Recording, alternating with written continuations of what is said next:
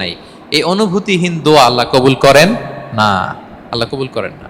আপনার দোয়ায় প্রাণ থাকতে হবে, এখানে আপনার ধ্যান থাকতে হবে, মন থাকতে হবে, আপনার আকুতি থাকতে হবে, চাওয়ার মতো আল্লাহর কাছে চাইতে হবে। কিভাবে চাবেন? বিনয়ের সাথে চাবেন, আর ইয়াকিন রাখবেন আমার দোয়া আল্লাহ কবুল করবেই। উদুল্লাহ ওয়া আনতুম মুকিনুনা বিল ইজাবা, এমন ভাবে আল্লাহর কাছে চাও যে তুমি নিশ্চিত আমার দোয়া আল্লাহ কবুল করবেনই। আপনি নিশ্চিত হইলে আপনার দোয়া কবুল হয়ে যাবে। নিজেকে ছোট করে চাইবেন। ফাসআলুল্লাহ বিবুতুনি আকুফিকুম, বিষ্ণু বলেন তোমাদের হাতের তালুগুলো উপরের দিকে, ভিক্ষুকরা যেমনি চায়, স্যার 2 দিন ধরে কিছু খাই নাই স্যার, 2টা টাকা দেন, এই যে এইভাবে যে চায় হাত পাতে, এরকম হাতের তালুগুলো উপরের দিকে করে ভিক্ষুকের মতো আল্লাহর কাছে চাও। হাত তুলে চাও, হাত না তুলেও দোয়া করা যায়, হাত তুলেও করা যায়, কিন্তু বিষ্ণু বলেন হাত তুলে চাও। কারণ ইন্নাল্লাহা হাইয়ুন কারীম, আল্লাহ বড় লাজুক এবং লজ্জাশীল। বান্দা যখন হাত তুলে ভিক্ষুকের মতো কিছু চায়, ওই হাত খালি হাতে ফিরিয়ে দিতে আল্লাহ লজ্জা লাগে, খালি হাতে ফিরিয়ে দিতে আল্লাহ লজ্জা পান। হাত তুলে চাইবেন। দোয়াতে আল্লাহর নামগুলো ধরে ধরে ডাকুন, ইয়া আল্লাহ, ইয়া রহমান, ইয়া রহিম, ইয়া হাইয়ু, ইয়া কাইয়ুম বিরহমাতিকা আস্তাগীথ। আল্লাহর নাম ধরে ধরে চান, ওই দোয়া আল্লাহ কবুল করবেন। বিশ্বনবীর উপর দুরূদ পড়েন, যে বিশ্বনবীর উপর দুরূদ পড়ে না, ওই দোয়া আল্লাহর কাছে কবুল হয় না, এটা আকাশে পেন্ডিং থাকে। কুল্লু দুআ মুআল্লাক মাহজুব বাইনাস সামাই ওয়াল আরদি মা লাম ইউসাল্লা আলাইয়া। বিষ্ণু বলেন সব দোয়া আকাশে পেন্ডিং থাকে যতক্ষণ আমার উপর দুরূদ পড়া না হয়। মোবাইলে দেখবেন ব্যালেন্স না থাকলে মেসেজ পাঠালে কি হয়ে থাকে, ওইটা পেন্ডিং, আবার টপ আপ করলেই সেন্ড। তা আপনি যে বলেন হুজুর আমার দোয়া কবুল হয় না, কেন হয় না বুঝছেন এবার? হ্যাঁ, নবীর উপর দুরূদ পড়েন নাই তো। আল্লাহুম্মা সাল্লি ওয়া সাল্লিম ওয়া বারিক আলাইহি, শুরু করবেন বিশ্ব নবীর উপর দুরূদ দিয়ে, মাঝেও পড়বেন, শেষেও পড়বেন, আগেও পড়বেন, পরেও পড়বেন। আপনার দোয়া কবুল করবে কে? একাগ্র চিত্তে চাইতে হবে আল্লাহ তাআলার কাছে। ইফতারির আগে দোয়া কবুল হয়, দোয়া করবেন। বৃষ্টি যখন পড়ে দোয়া কবুল হয়, দোয়া করবেন। আর দুআউ মুস্তাজাবা বাইনাল আযানি ওয়াল ইকামা, আযান ইকামতের মাঝখানে দোয়া করলে দোয়া কবুল হয়। আম্মা আব্বা দোয়া করলে দোয়া কবুল হয়। হজ থেকে যে রিসেন্ট ফিরে আসছে তার কাছে যে দোয়া চাবেন, দোয়া করলে দোয়া কবুল হয়। খাতমুল কোরআনের পরে দোয়া করলে ওই দোয়া কবুল হয়। মাজলুম দোয়া করলে ওই দোয়া আল্লাহ ফেরায় না। আমরা যেন বেশি বেশি দোয়া করি। সেজদা দিব, কোরআন বলল আর হাদিস বলল তেলাওয়াত করতে হবে আল্লাহর কাছে যেতে চাইলে, তাহাজ্জুদ পড়তে হবে আল্লাহর প্রিয় হতে চাইলে, বেশি বেশি দোয়া করতে হবে আল্লাহর নৈকট্যপ্রাপ্ত বান্দা হতে চাইলে। আর কি করব? বেশি বেশি জিকির করতে হবে আল্লাহর। সুবহানাল্লাহ, আলহামদুলিল্লাহ, লা ইলাহা ইল্লাল্লাহ, আল্লাহু আকবার, এগুলো পড়বেন। আস্তাগফিরুল্লাহ বেশি বেশি পড়বেন। নামাজ শেষে 33 বার সুবহানাল্লাহ, 33 বার আলহামদুলিল্লাহ, 33 বার আল্লাহু আকবার, এরপর 3 33 99 100তম মিলাবেন এইভাবে, লা ইলাহা ইল্লাল্লাহু ওয়াহদাহু লা শারীকা লাহু লাহুল মুলকু ওয়া লাহুল হামদু ওয়া আলা কুল্লি শাইইন কাদির। পড়েন, আপনারা পড়েন, সবাই পড়েন। বিষ্ণু বলেন নামাজের পরে যদি 33 বার সুবহানাল্লাহ, 33 বার আলহামদুলিল্লাহ, 33 বার আল্লাহু আকবার, এরপরে 100তম বার লা ইলাহা কেউ পড়ে, তার যদি সাগরের ফেনা পরিমাণ গুনাহ থাকে আল্লাহ তাআলা তার সব গুনাহ মাফ করে দেয়। প্রত্যেক ফরজ সালাতের পরে আয়াতুল কুরসি পড়বেন। পড়েন আপনারা? কোরআনের সবচাইতে দামি আয়াত। বিশ্বনবী বলেন মান ক্বারা আয়াতাল কুরসি দুবরা কুল্লি সালাতিন মাকতুবাতিন লাম ইয়ামনাহু মিন দুখুলিল জান্নাতি ইল্লাল মাউত।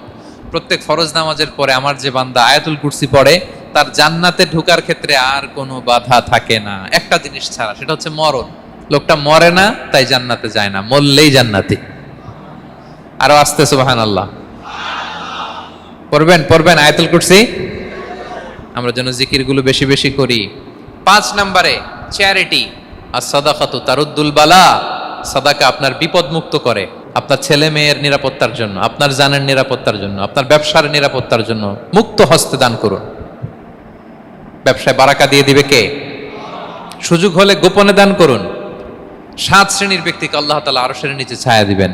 এর মধ্যে 1 শ্রেণীর ব্যক্তি হচ্ছে রজুলুন তাসাদ্দাকা বিসাদাকা ফাআখফাহা, যে গোপনে দান করে, হাত্তা লা তা'লামু শিমালুহু মা তুনফিকু ইয়ামিনু, এত গোপনে দান করে যে তার ডান হাত কি দান করেছে বাঁ হাত সেটা টের পায় না। গোপন দান আল্লাহর রাগ কমায়, গোপন দান আপনাকে বিপদ মুক্ত করে, গোপন দান কিয়ামতের দিন আল্লাহর সুশীতল আরশের নিচে আপনার সিটকে কনফার্ম করে। দান করবেন তো সবাই। মদিনার সবচেয়ে গরীব সাহাবী বেলাল রাদিয়াল্লাহু তাআলা আনহু গায়ের জামাটা নিয়ে শুধু হিজরত করেছেন, উনাকেও বিশ্বনবী বলেন আনফিক বেলাল, বেলাল দান করো, লা তাখশা মিন যিল আরশি ইখলালা, আল্লাহর ধনভাণ্ডারে কমতি নাই, ঘাটতি নাই, ভয় পাও না, আল্লাহ তোমার বাড়াই দিবে। কিছুই নাই বেলালের। মুমিনরা সচ্ছল অবস্থায় অসচ্ছল অবস্থায় সবসময় দান করে। সচ্ছল অবস্থায় বেশি দেয়, অসচ্ছল অবস্থায় কম দেয়, কিন্তু দেয় দেয়, তারা দান করে। আল্লাহ বলেন আমার ভান্ডারে কমতি নাই, ঘাটতি নাই। ইয়াবনা আদম আনফিক উনফিক আলাই, এই বনি আদম দাও, দিলে আমি তোমারে দেব। হাত খুলে দাও, আমি তোমারে দেব। লাউ আন্না আউওয়ালাকুম ওয়া আখিরাকুম ওয়া ইনসাকুম ওয়া জিন্নাকুম কামু আলা সাঈদিন ওয়াহিদ, পৃথিবীর সব মানুষগুলো যদি এক মরুভূমির মাঝখানে দাঁড়িয়ে আমি আল্লাহর কাছে চাইতে থাকে, আমি আল্লাহ যদি তাদের যার যা চাওয়া আছে সবও দিয়ে দেই, আমি আল্লাহর ধনভাণ্ডারের 1 ইঞ্চিও কমবে না। তবে হ্যাঁ, কমতে পারে। কতটুকু কমতে পারে? হাদিসে বিষ্ণু ইসলাম বললেন, সুই দিয়ে যদি সাগরের পানি একটু কমানো যায়। কথা বোঝেন? সুই আছে না, সুই, নিডেল, চেনেন তো সুই? সুই দিয়ে ধরেন আপনি সাগরের পানি একটু এরকম করলে সুইয়ের মধ্যে একটু সাগরের পানি লেগে চলে আসবে না? সাগরের পানি থেকে একটু কমলো তো, এতটুকু কমবে। বিষ্ণু বললেন সুই দিয়ে সাগরের পানি থেকে যদি পানি নিয়ে আসো, যতটুকু কমাতে পারলা, পৃথিবীর সব মানুষ চাইতে হয়রান হয়ে সবও যদি আল্লাহ থেকে নিয়ে নাও, কমলে এতটুকু কমতে পারে। ওই আল্লাহর গোলাম দিতে চায় না, ধরে রাখে, খালি এমনি ধরে রাখে। আপনি হাতে যেটা আছে ওটা না দিলে তো বড়টা ধরতে পারবেন না। এটা 2 কেজি, এটা দিলেই না 5 কেজিটা ধরবেন। 5 কেজিটা দিয়ে দিলেন, তাহলে ধরবেন 10 কেজি। বুঝতে পারছেন? দিতে হবে প্রিয় ভাইরা, হাত খুলে দান করুন। এখানে তো সব বিজনেস ম্যাগনেট, বাংলাদেশের সব বড় বড় ব্যবসায়ীরা আপনারা এখানে, হাত খুলে দান করুন। এ তো আম, অন্যকে খাবার খাওয়ানো অনেক বড় সওয়াবের কাজ। এর মধ্যে দিয়ে আল্লাহ তাআলার নৈকট্যপ্রাপ্ত বান্দা হওয়া যায়। কিয়ামতের দিন আল্লাহ তাআলা বলবেন, এ বনি আদম, আমি অসুস্থ ছিলাম, আমার তো সেবা করলা না। আমি ক্ষুধার্ত ছিলাম, আমি আল্লাহর তো তুমি খাওয়াইলা না। মানুষ বলবে, ইয়া রাব্বাল আলামিন, আপনি তো আরশের মালিক, রাজাধিরাজ, আপনারে কিভাবে সেবা করি, আপনারে কিভাবে খাওয়াবো? আল্লাহ বলেন, ওই যে গরিব, ভুখা, নাঙ্গা, অভুক্ত আমার বান্দা তোমার কাছে খাবার চেয়েছিল, তুমি খাবার দাও নাই। ওই দিন তারে খাবার যদি দিতা, তাহলে আমি আল্লাহকে খাওয়ানো হতো। তাকে জামা দিলে আমি আল্লাহকে জামা দেওয়া হতো। তার চিকিৎসার ব্যবস্থা করে দিলে আমি আল্লাহর সেবা করা হতো। সুবহানাল্লাহ। ইফতার শেয়ারিং অনেক বড় সওয়াবের কাজ, মানুষকে খাওয়ানো অনেক বড় সওয়াবের কাজ। এগুলো যেন আমরা করি। আর যে ইবাদতগুলোর কথা বললাম, যেগুলোতে আল্লাহ তাআলার প্রিয় ভাজন হওয়া যায়, এগুলো আজকে আলোচনা শুই না, আজকে সারা রাত একেবারে ফাটায় ফেলছে ইবাদত করে, কালকে আর খবর নাই, এরকম আছে না? নাই না। আহাব্বুল আ'মালি ইলাল্লাহি আদওয়ামুহা ওয়া ইন কাল্লা, আল্লাহর কাছে সবচাইতে প্রিয় আমল হচ্ছে ওইটা যেটা বান্দা রেগুলার, ডেইলি বেসিসে করে, রেগুলার করে, যদিও পরিমাণে কম, কিন্তু নিয়মিত করে, এটা আল্লাহর কাছে বেশি প্রিয়। তাই যে সমস্ত নফল ইবাদতগুলোর মধ্য দিয়ে আমরা আল্লাহ তাআলার প্রিয় হব, আমরা যেন এগুলো রেগুলার করি, ইনশাআল্লাহ বলেন সবাই। আমরা যেন বেশি বেশি সেজদায় লুটিয়ে থাকি, আমরা যেন লম্বা সেজদা দেই, সেজদায় যেন আল্লাহর কাছে আমরা চাই, দোয়া করি।